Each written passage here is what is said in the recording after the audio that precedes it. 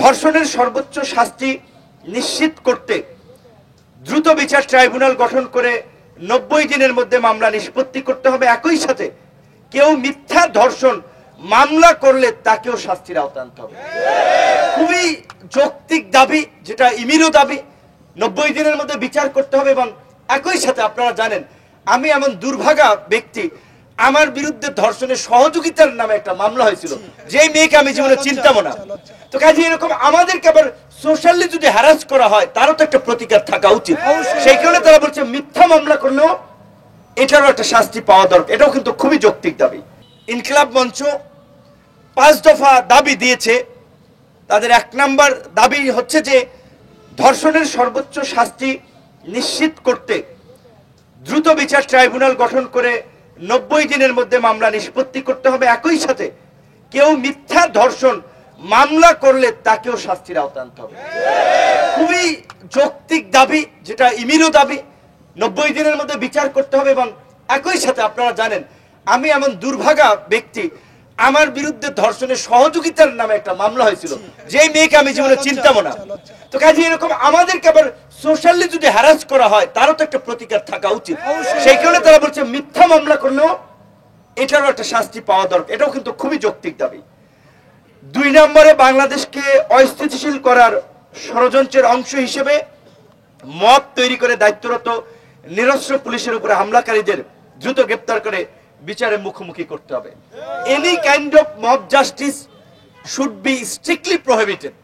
একেবারে শক্তভাবে এখন একটা সরকার আছে। আমরা বলেছি আগে সরকার ছিল না, সরকার রেসপন্স করতে পারে নাই বিধায় আমরা আন্দোলন করে সরকারকে রেসপন্স করিয়েছি। 32 নম্বরে যে জনতার ক্ষোভ আপনারা দেখেছিলেন, এটাকে আবার আমরা একটা মব জাস্টিস হিসেবে ধরতে পারি না। এখানে জনগণের ঘৃণার ক্ষোভের একটা বহিঃপ্রকাশ, যে রাজনৈতিক যে কাল তারা নির্মাণ করতে চেয়েছিলেন শেখ মুজিবকে কেন্দ্র করে। অবশ্যই শেখ মুজিবুর রহমানের বাংলাদেশের ইতিহাসেও অবদান আছে, আবার তার ঘৃণিত কর্মকাণ্ডের জন্য তিনি নিন্দিত হয়েছেন। বোথ সাইড আছে। সেখানে জনগণের ক্ষোভের বহিঃপ্রকাশ, যে মুক্তিযুদ্ধের পরে স্বাধীনতোত্তর একটা ইউনাইটেড বাংলাদেশ গড়বেন সকলকে নিয়ে, কিন্তু তিনি মুক্তিযুদ্ধের সপক্ষের শক্তিকে বিভাজিত করে ইন্ডিয়ান হেজিমনি তৈরি করে এখানে একটা বাকশাল কায়েম করেছিলেন, যার ফল এই 75-এর ঘটনা আপনারা দেখেছেন।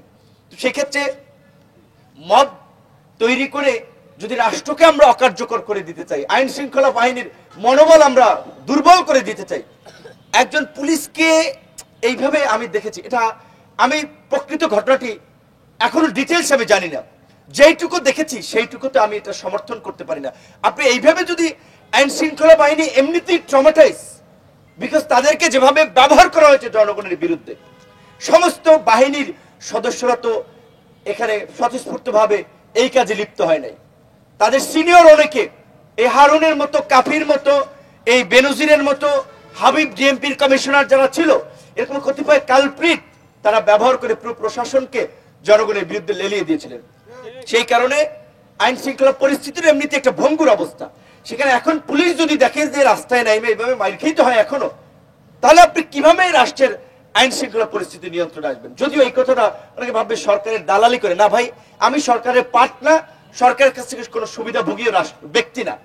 আমরা সরকারের অনেক বিষয়ে প্রতিবাদ করি, তীব্র সমালোচনা করি, কিন্তু আমরা ওই যে বলছি, ওই দায়বদ্ধতার জায়গাটা আমরা ফিল করি যে এত রক্ত প্রাণের বিনিময়ে প্রতিষ্ঠিত সরকারকে কোনোভাবেই ব্যর্থ হতে দেওয়া যাবে না। সেই কারণে আমরা বলি আইন শৃঙ্খলা পরিস্থিতি নিয়ন্ত্রণে আনতে হবে। তো 2 নম্বরে এই দাবি অবশ্যই যৌক্তিক, যে যারা এই পুলিশের উপরে আক্রমণ করেছে, এবং সেখানে আমি একই সাথে এটাও বলবো, পুলিশও যদি অতি উৎসাহী হয়ে কোনো নারীর গায়ে হাত দিয়ে থাকে, কাউকে আক্রমণ করে আগে অতি উৎসাহী হয়ে, সেটারও বিচার হতে হবে, একটা নিরপেক্ষ তদন্ত হবে।